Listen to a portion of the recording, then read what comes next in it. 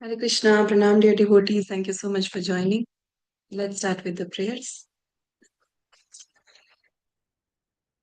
Om Ajnanatimirandhasya Jnananjanashalaakaya Chakshurunmilitam Yena Tasmai Shri Gurave Namaha Shri Chaitanya Manobhishtam Sthapitam Yena Bhutale Swayam Rupa Kadamayam Dadati Swapadantikam Vandeham Shri Guru Shri Yuta Padakamalam Shri Gurun Vaishnavamscha Shri Rupam Sagrajatam Sagana Raghunathanvitam Tam Sajivam Satvaitam Savadhutam Parijana Sahitam Krishna Chaitanya Devam Shri Radha Krishna Padan Sagana Lalita Shri Vishakhanvitamscha हे कृष्णा करुणा सिंधु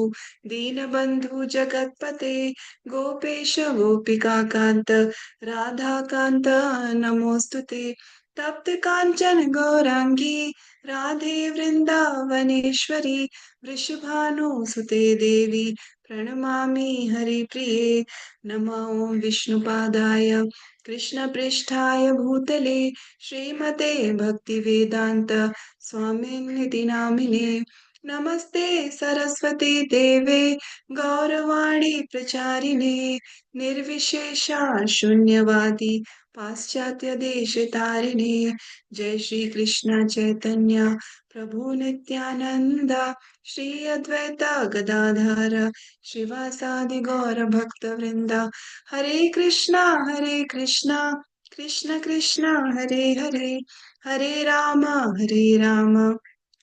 राम राम हरे हरे हरे कृष्णा कृष्ण कृष्ण हरे हरे हरे राम राम राम हरे हरे हरे कृष्णा कृष्ण कृष्ण हरे हरे हरे राम राम हरे हरे श्री भक्ति रसामृत सिंधु की जय, श्रीला रूप गोस्वामी की जय, श्रीला प्रभुपाद की जय, श्री गुरु महाराज की जय. Hare Krishna, Pranam. Thank you so much for joining. So we were on chapter 4, and yesterday we read that there were so many references, so many wonderful references quoted by Srila Rupa Goswami and by Srila Prabhupada about the very important concept that how for a devotee bhukti or mukti, none of these is desirable. The devotee only desires service for Lord Krishna, and that is all they are interested in. Other things they don't allure a devotee at all. And the last part that we were reading was this section of Damodar Leela, where we read that how the sons of Kuver, Nal Kuver and Manigriv had been cursed by Narad Muni to become Arjuna trees in the courtyard of Nanda Maharaj, and how Lord Krishna later liberated them. So now the previous paragraph that we read was about the prayer to Lord Krishna that, I don't want liberation. I just want remembrance of your wonderful pastimes. And today's section, we'll read what was the story behind that verse and further many other beautiful references from scriptures spoken by great personalities about how a devotee only desires devotional service and nothing else. Okay. So we can start reading. Would someone like to read? Hare Sudha Krishna. Mataji, to read? Yeah, Yes, Mataji, please start. Hare Krishna, Dandavat Pranam. The story behind this verse is that two sons of Kuvera, the treasurer of the demigods, were puffed up on account of the opulence of their father, and so once on a heavenly planet, they were enjoying themselves in a lake with some naked damsels of heaven. At that time, the great saint Narad Muni was passing on the road and was sorry to see the behavior of the sons of Kuvera. Seeing Narada passing by, the damsels of heaven covered their bodies with cloth, but the two sons, being drunkards, did not have this decency. Narada became angry with their behavior and cursed them thus: "You have no sense, so it is better if you become trees instead of the sons of Kuera." Upon hearing this, the boys came to their senses and begged Narada to be pardoned for their offenses. Narada then said, "Yes, you shall become trees, Arjuna trees, and you will stand in the courtyard of Nanda Maharaj. But Krishna himself will appear in time as the foster son of Nanda and he will deliver you." In other words, the curse of Narada was a benediction to the sons of Kuvera because indirectly it was foretold that they would be able to receive the favor of Lord Krishna.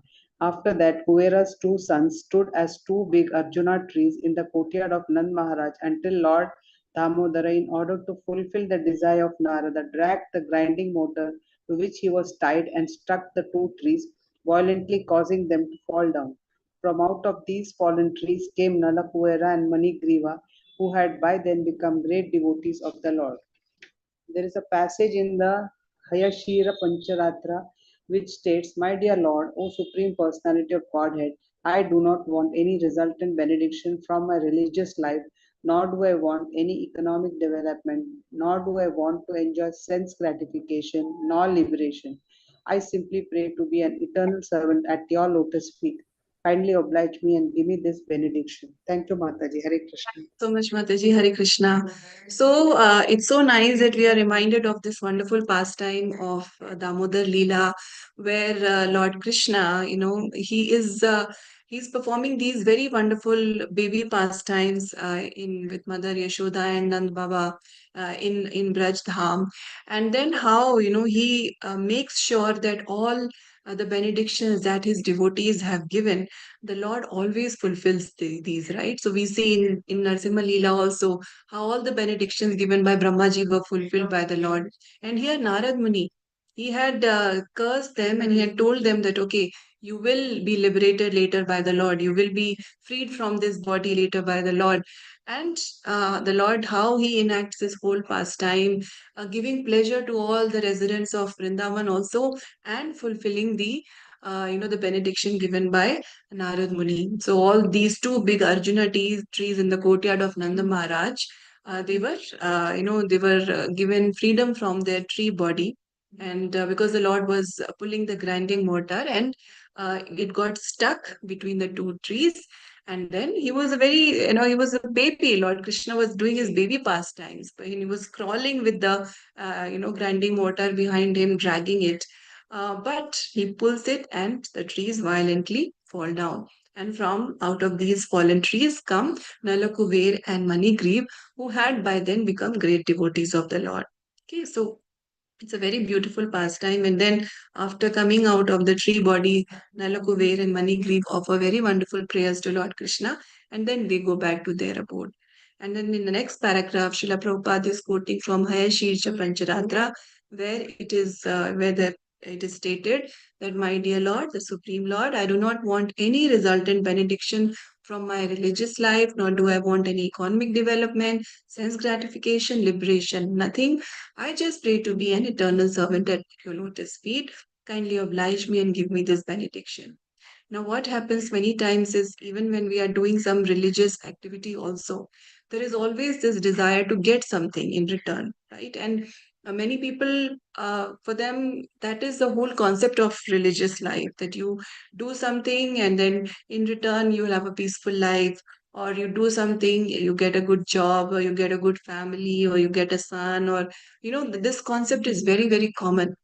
But here the prayer is that from my religious life also, I don't want any benediction.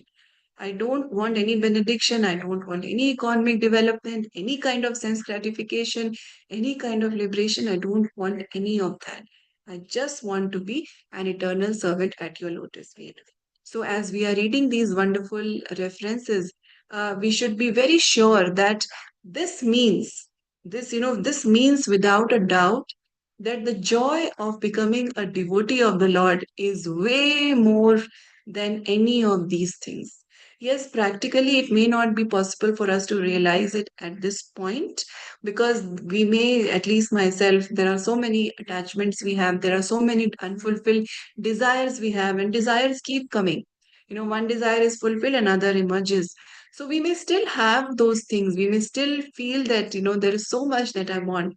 But at least in our mind, if we start thinking that, if these great personalities are saying that I don't want this, I don't want this, I don't want this, I just want your service, then this means that if I am desiring something else, then I should also try to change my desire. Because really, going by the words of these great personalities, it becomes clear beyond a doubt that the service to Lord Krishna is higher than everything else. Okay? Yeah, let's move forward. Archana Mataji, Hare Krishna. Hare Krishna Mataji. In the same Hayasirsha Pancharatra, after Narasimhadeva wanted to give benedictions to Prahlad Maharaja, Prahlad did not accept any material benediction and simply asked the favor of the Lord to remain his eternal devotee. In this connection, Prahlad Maharaja cited the example of Hanuman, the eternal servitor of Lord Ramachandra, who also set an example by never asking any material favor from the Lord. He always remained engaged in Lord's service. That is the ideal character of Hanuman, for which he is still worshipped by all devotees. Prahlad Maharaja also offered his respectful obeisances unto Hanuman.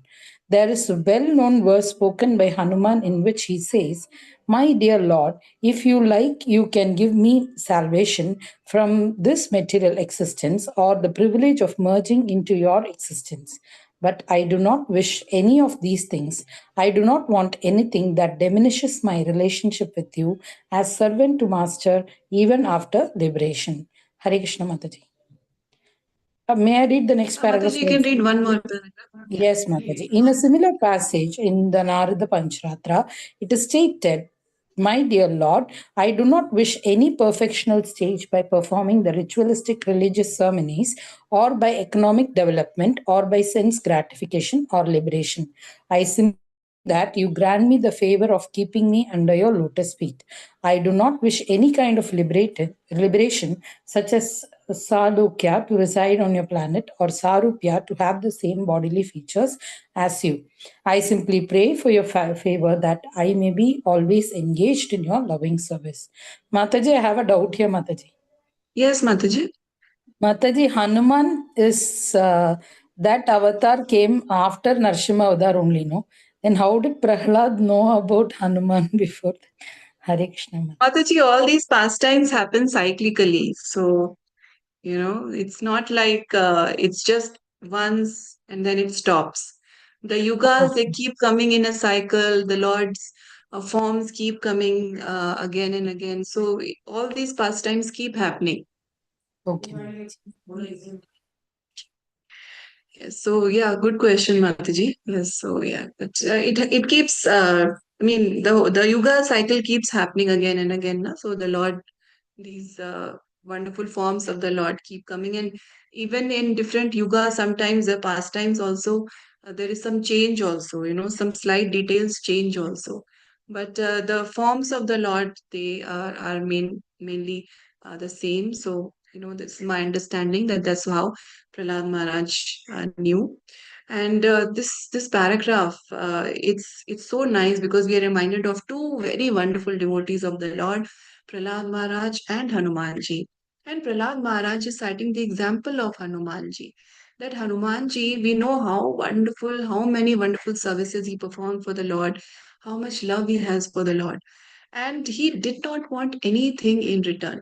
What is he praying? That, okay, if you want, my Lord, if you want to give me salvation or, the privilege of merging into your existence, okay, but I do not wish for any of these things. And the reason that he gives is that I do not want anything that diminishes my relationship with you. So we have to understand by Hanumanji's instruction that if we are desiring merging into the Brahman effulgence, or if we are desiring just salvation, if we're just desiring mukti, then this is diminishing our relationship with Krishna. We can have a much higher relationship with the Lord, a relationship that is full of love and servitorship. So, why settle for something less when there is something so much more that we can achieve? So, we have to change that mentality that I should just think of getting freedom from all this suffering that I'm having. No, instead of that, we have to think there is something much more that is, on the other side. So, why not cross over? Why just settle for just liberation where we can really aspire for Krishna Prem? Okay. And then Naraj Panchratra, the quotation that I do not wish for any perfectional stage by performing ritualistic religious ceremonies or economic development, any kind of sense gratification. I just pray that you grant me the favor of keeping me under your lotus feet. So, just reciting in the planet of the Lord or having the same bodily features as the Lord, the devotee is not desiring this also. They just want one favor, that they are always engaged in the loving service of the Lord.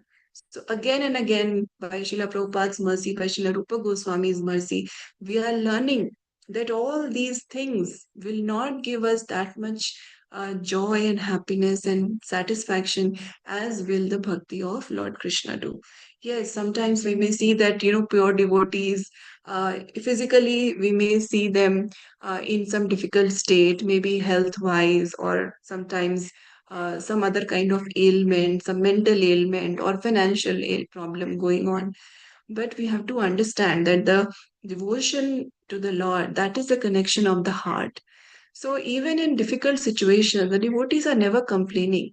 You see such great examples that we have in front of us also, like His Holiness Srila Jayapataka Swami Maharaj. I mean, what can we say?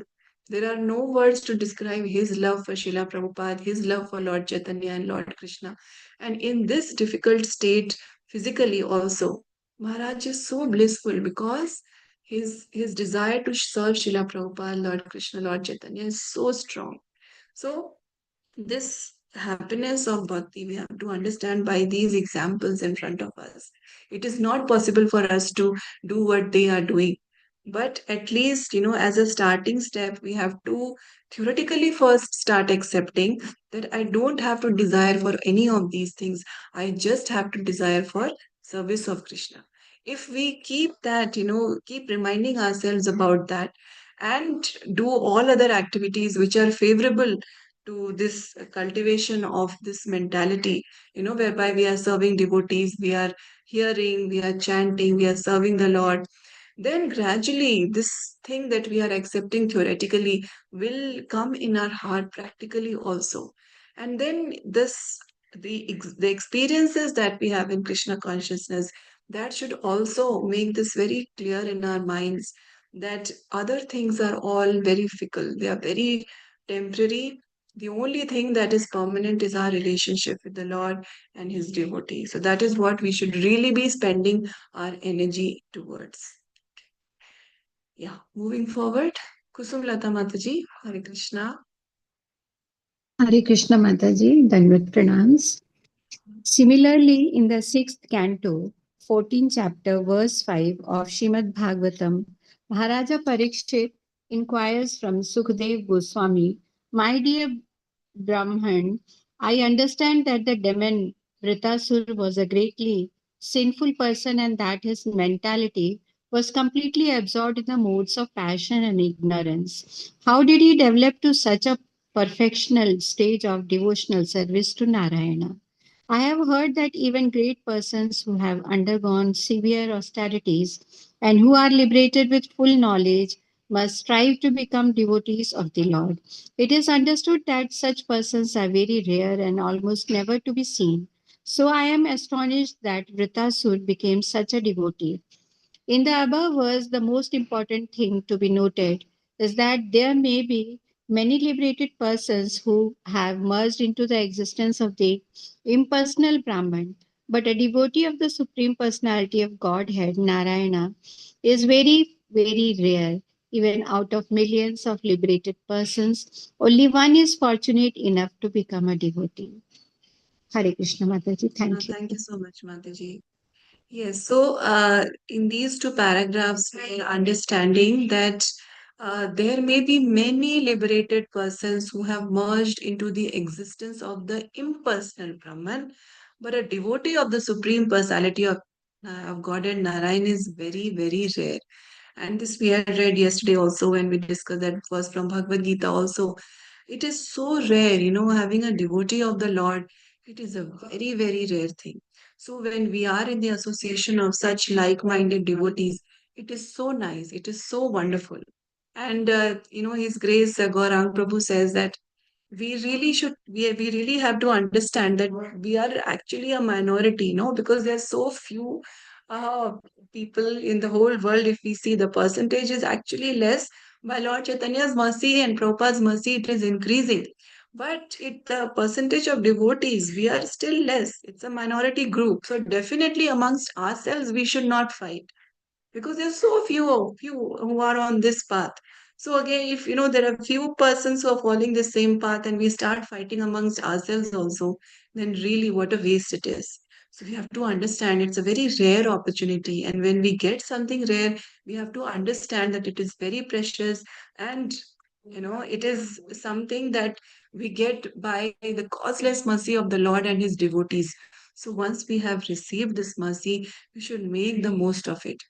Okay, and any kind of trivial matters, like I'm saying, this disagreement with devotees or anything, sometimes we may not like some particular, in some congregation, okay, this is happening, which I don't like, or someone didn't treat me nicely, someone didn't talk to me nicely, that devotee did not say Hare Krishna to me, that devotee did not look at me and smile, I did not get proper respect here. All these things are so small. If we really look at the big picture, then we have been given this very wonderful opportunity. We should not let our ego and these trivial matters come in the way, interfere with this something wonderful that we can achieve. Okay. So, yeah, the devotee of the Lord who is desiring to serve the Lord and love the Lord is very rare. Okay. It's a matter of great fortune. Yeah. Let's move forward. Someone like to read? Yeah, Rajeshwari Mataji. Hare Krishna. Hare Krishna Mataji, Dandavat Pranam. In Srimad Bhagavatam, first canto, chapter 8th chapter, verse 20, Queen Kunti is prayer to Lord Krishna at the time of his departure. My dear Lord, you are so great that you are inconceivable even to the great Savat scholars and Paramahamsa, fully liberated souls. So, if such great saints who are transcendental to all the reactions of the material existence are unable to know you, then, as far as we are concerned, belonging to the less intelligent women class, how is it possible for us to know your glories?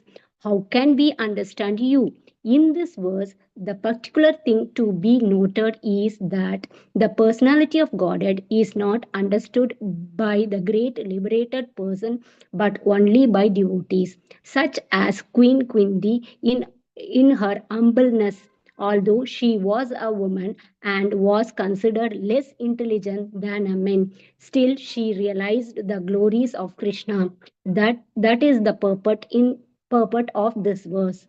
Another passage that is very important is in Srimad Bhagavatam, first canto, 7th chapter, verse 10, and is called the Atma Rama verse. In this Atma Rama verse, it is stated that even those who are completely liberated from material contamination are attracted by the transcendental qualities of Lord Krishna. The purport of this verse is that a liberated soul has absolutely no desire at all for material enjoyment.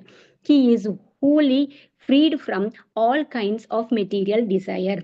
Yet still he is irresistibly attracted by the desire to hear and understand the pastime of Lord. We may therefore conclude that the glories and the pastime of the Lord are not material, or otherwise, how could the liberated person know as Atma Ramas be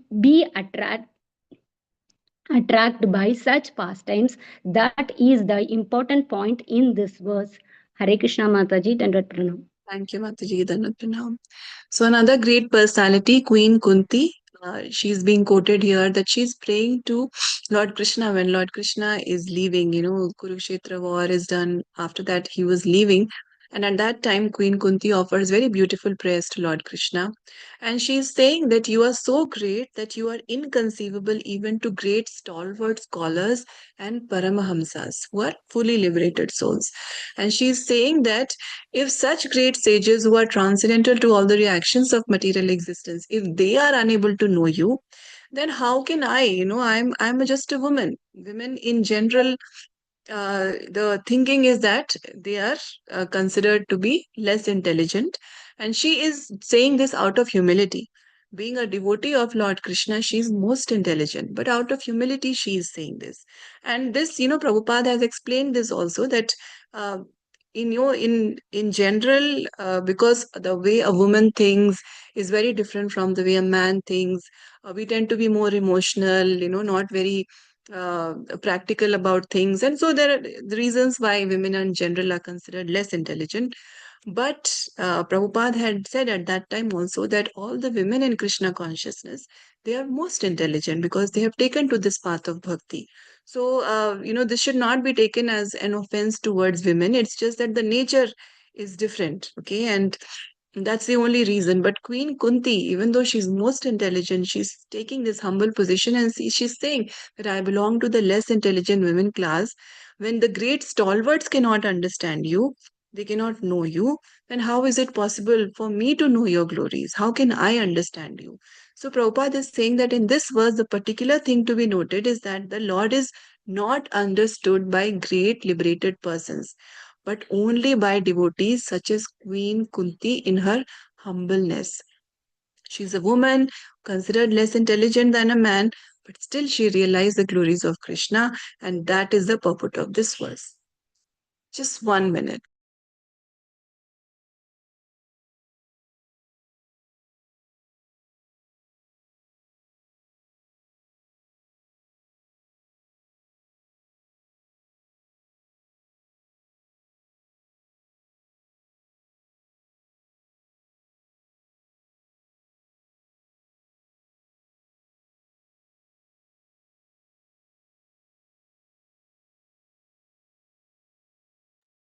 Hare Krishna. So sorry for the interruption. So Prabhupada is telling us that great stalwarts, great people who are liberated, they cannot understand Krishna.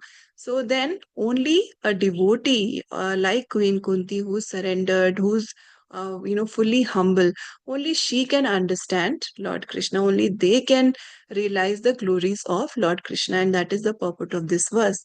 And then the Atmarama verse, in the Atmarama verse, it is stated that the Atmaramas, those who get joy who get the joy of the self, they are completely liberated from material contamination.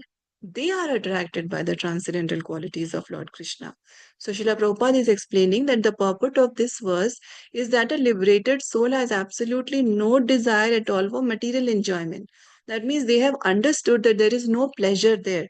So they don't desire for any kind of material enjoyment. They are totally free from all material desires. And still, Lord Krishna is so attractive. The pastimes, names of Lord Krishna are so attractive that even the Atmaramas are irresistibly attracted by the desire to hear and understand the pastimes of the Lord. It is such a beautiful thing, right? That they have given up everything. They have understood that there is no joy anywhere else. And yet, Lord Krishna is so attractive that even the Atmaramas are attracted to hear about the Lord. So, Prabhupada says, we may therefore conclude that the glories and pastimes of the Lord are not material. Because if they had been material, then the Atmaramas would not be attracted to it because they have given up all the material desires. Otherwise, how could the liberated persons known as Atmaramas be attracted by such pastimes? That is the important point in this verse. Okay? Yeah. Let's move forward. Rajeshwari Mataji, you want to read? Yes, 1 minute, Mataji.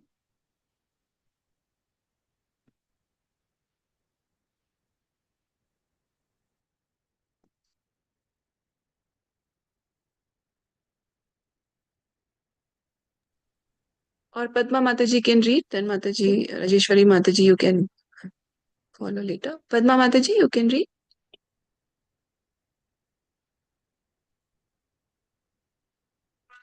Hare Krishna Mataji, I will read Mataji. Okay, sure, Mataji. From the above statement, it is found that a devotee is not after any of the stages of liberation. There are 5 stages of liberation, already explained as being 1, to become one with the Lord, 2, to live on the same planet as the Lord. 3. To obtain the same bodily features as the Lord. 4. To have the same opulences as the Lord. And 5. To have constant association with the Lord. Out of these 5 liberated stages, the one which is known as Sahyajya are to merge into the existence of the Lord. This is the last to be accepted by a devotee. The other 4 liberations, although not desired by devotees, are still not against the devotional ideals. Some of the liberated persons who have achieved these 4 stages of liberation may also develop affection for Krishna and be promoted to the Goloka Vrindavana planet in the spiritual sky. In other words, those who are already promoted to the Vaikuntha planets and who possesses the 4 kinds of liberation may also sometimes develop affection for Krishna and become promoted to Krishna Loka. So, those who are in the 4 liberated states may still be going through different stages of existence. In the beginning, they may want the opulences of Krishna, but at the mature stage, the dormant love for Krishna exhibited in Vrindavana becomes prominent in their hearts. As such, the pure devotees never accept the liberation of Sahyajya to become one with the Supreme. So, sometimes they may accept as favorable the other 4 liberated states. Hare Krishna. Thank you, Mataji. Thank you, Mataji. So the different types of liberation are explained here. And Prabhupada says that out of these, the one which is known as Sayujya, that is merging into the existence of the Lord, is the last to be accepted by a devotee. The other 4 kinds of liberation, although they are not desired by devotees, because devotees just want to serve Krishna. So they're not desired by devotees, but still they don't go against the ideal a devotee has. Sayujya is merging into the existence of the Lord. So that totally goes against the principle of bhakti. And then Prabhupada is saying that some of the liberated persons who have achieved these 4 kinds of liberation, they may also develop affection for Krishna and be promoted to the Goloka Vrindavan planet in the spiritual sky. So those who are already promoted to Vaikuntha and who possess the 4 kinds of liberation, even they may sometimes develop affection for Krishna and become promoted to Krishna Loka. So from Vaikuntha Loka, there is a possibility of being promoted to Krishna Loka. That is the highest realm. Then Prabhupada says that those who are in the 4 states may still be going through different stages of existence. In the beginning, they may want the opulences of Krishna. So initially, that desire may be there to have same form as Krishna, same opulences as Krishna.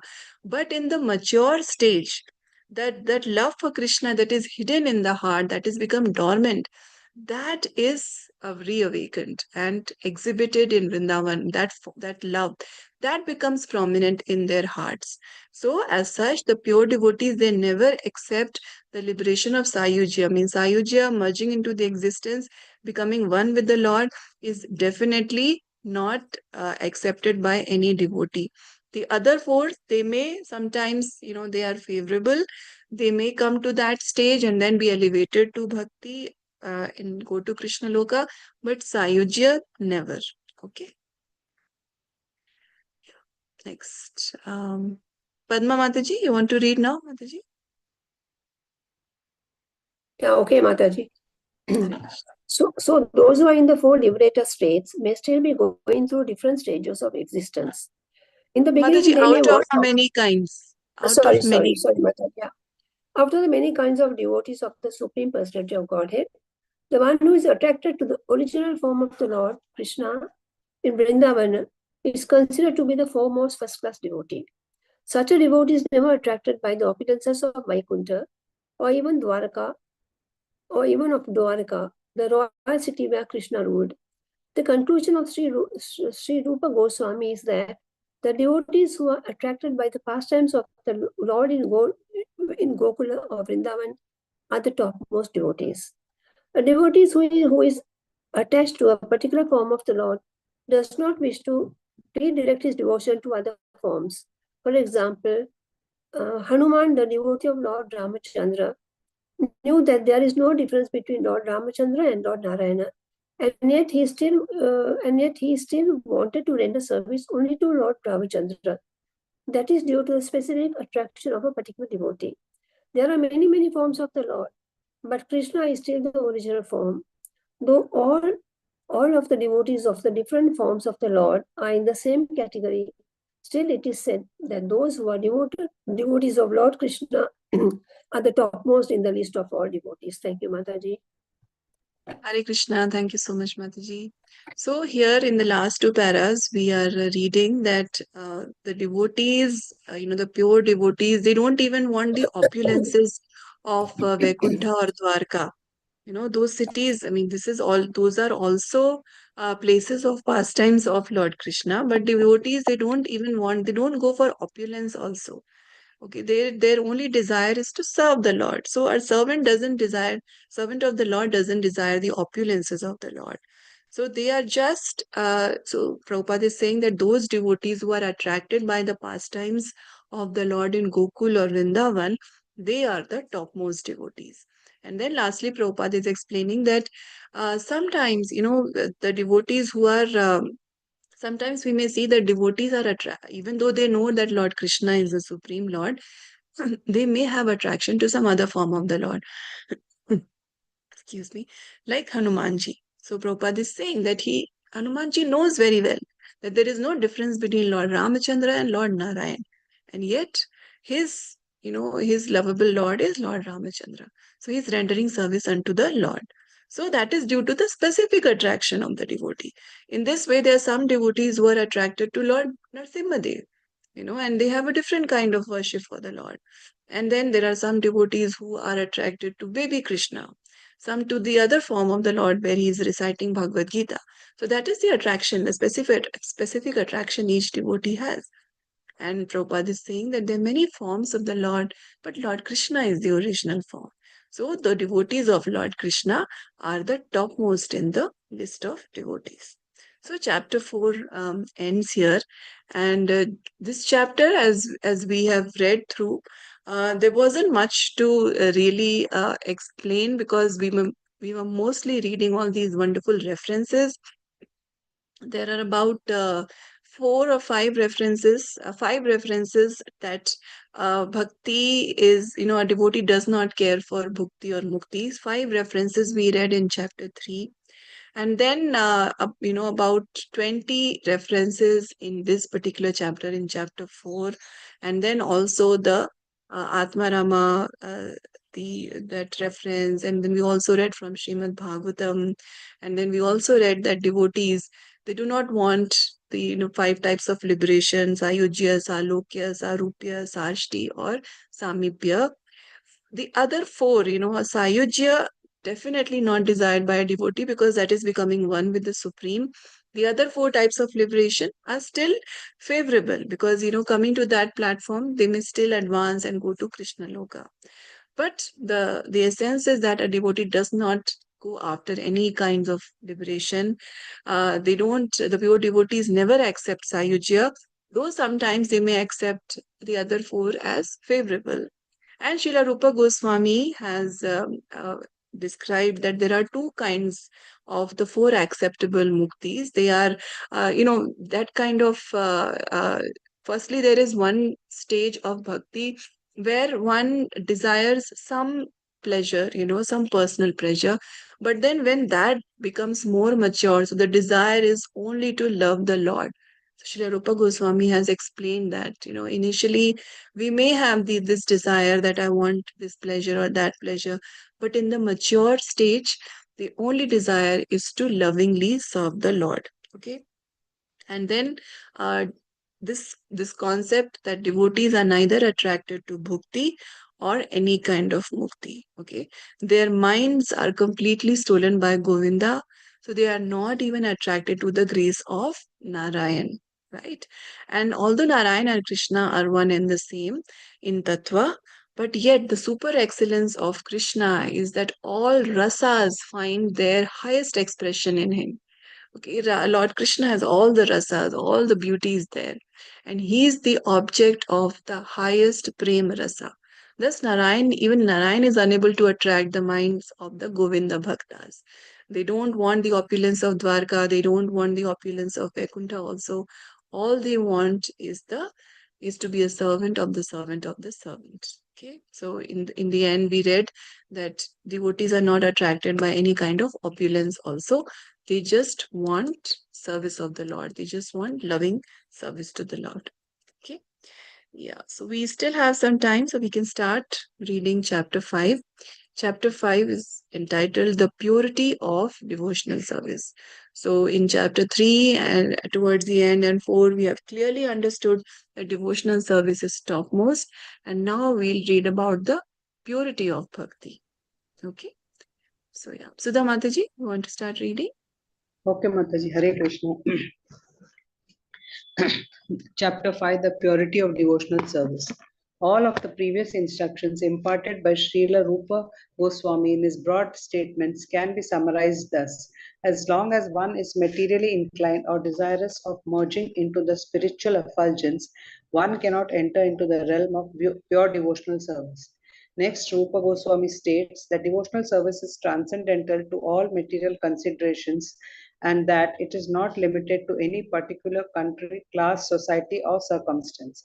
As stated in Srimad Bhagavatam, devotional service is transcendental and it has no cause. Devotional service is executed without any hope for gain and it cannot be checked by any material circumstances.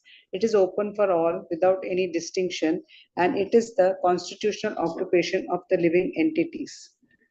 In the Middle Ages, after the disappearance of Lord Chaitanya's great associate, Lord Nityananda, a class of priestly persons claimed to be the descendants of Nityananda, calling themselves the Goswami caste.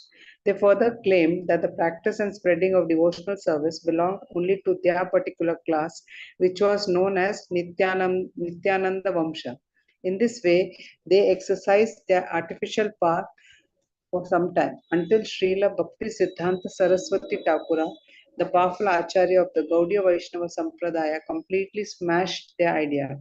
There was a great hard struggle for some time, but it has turned out successfully, and it is now correctly and practically established that devotional service is not restricted to a particular class of men. Besides that, anyone who is engaged in devotional service is already at the status of being a high class Brahmana.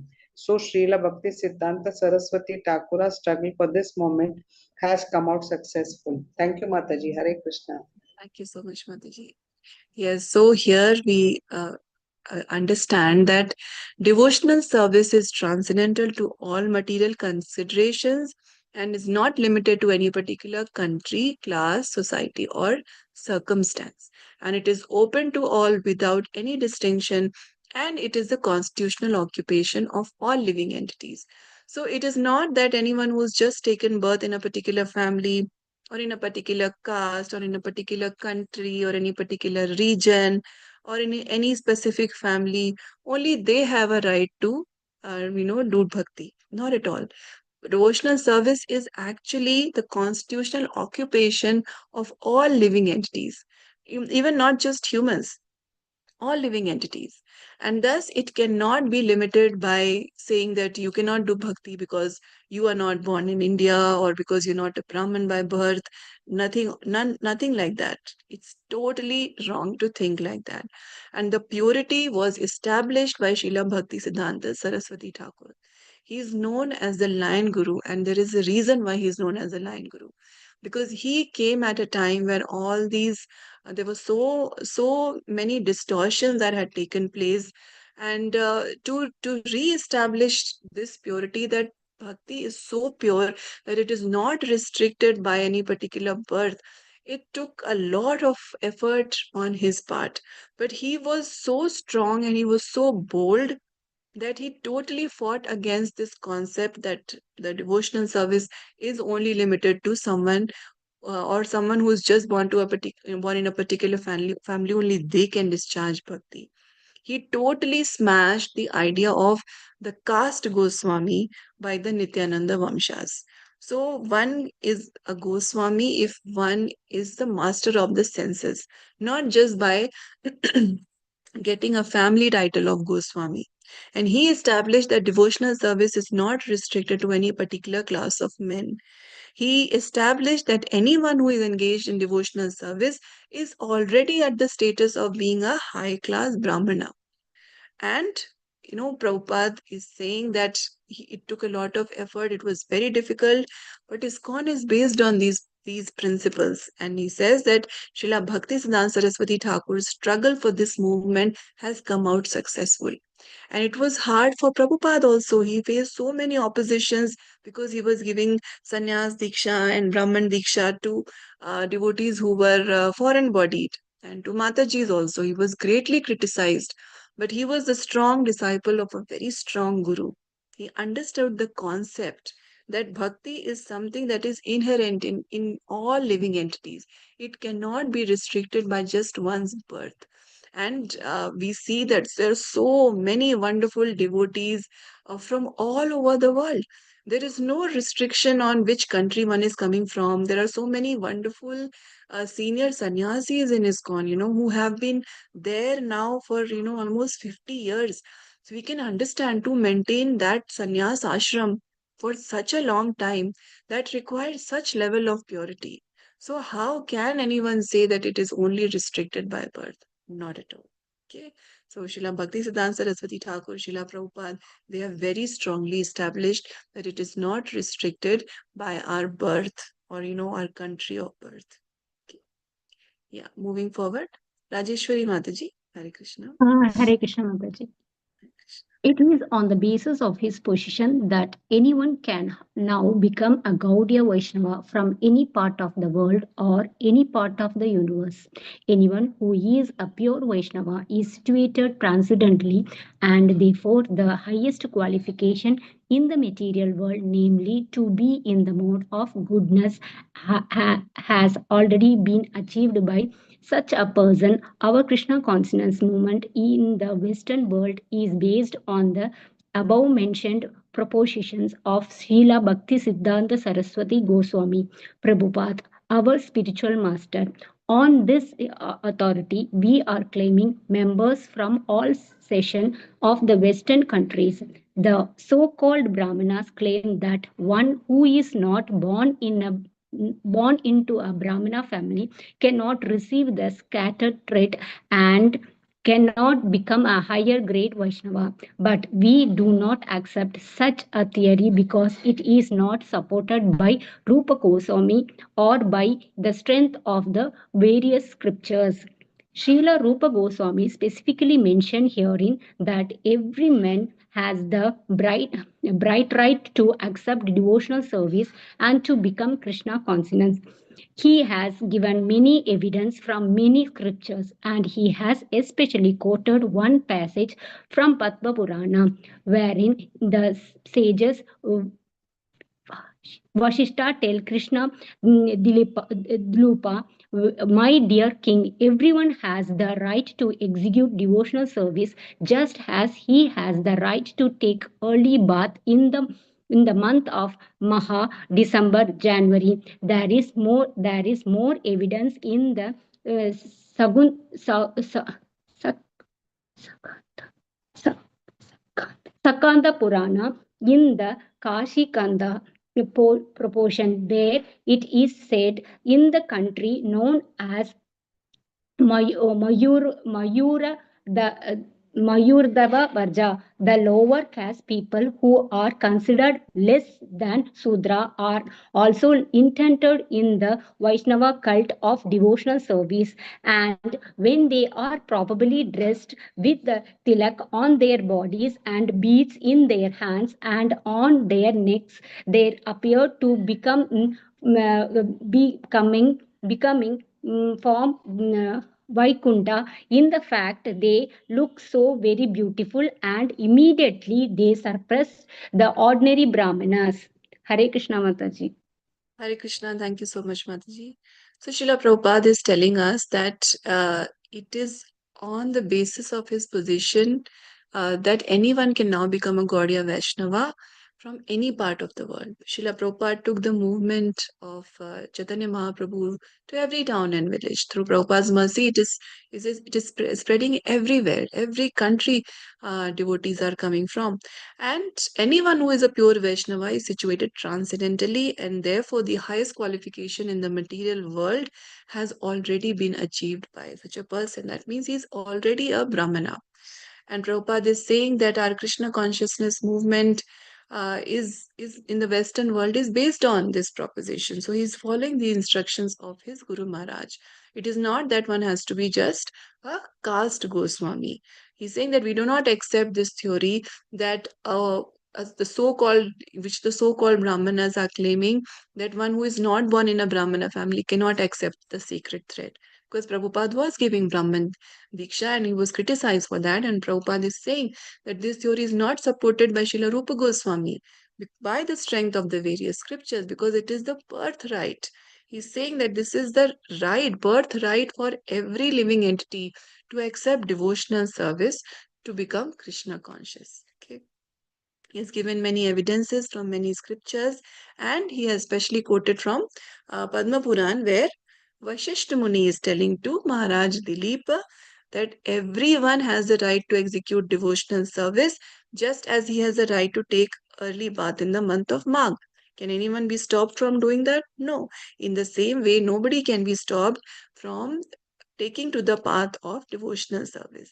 And then more evidence from Skanda Puran in the Kashikhanda portion that in the country known as Mayuradhwaja, the lower caste people who are considered lower than even Shudras, they are also initiated in the Vaishnav cult of devotional service. When they are properly dressed with tilak and beads in their hands and on their necks, they appear to be coming from Vaikuntha. In fact, they look so very beautiful that immediately they surpass the ordinary Brahmanas. So this conception, it is very prevalent in our country, sadly, that one is a Brahman by caste.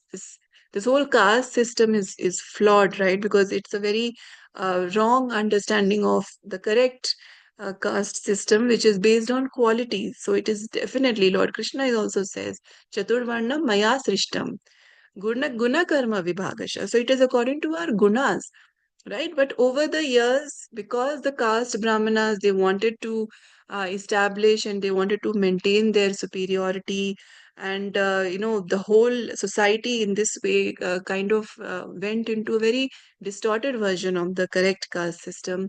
And that's why this whole concept was very prevalent that one is a Brahmana only if they had taken birth in a Brahmana family. And we all know that it's just if one is just coming in a Brahmana family, that is no qualification to be a Brahmana. Brahmana means one has to be in the pure mode of goodness. They have to be situated in goodness completely.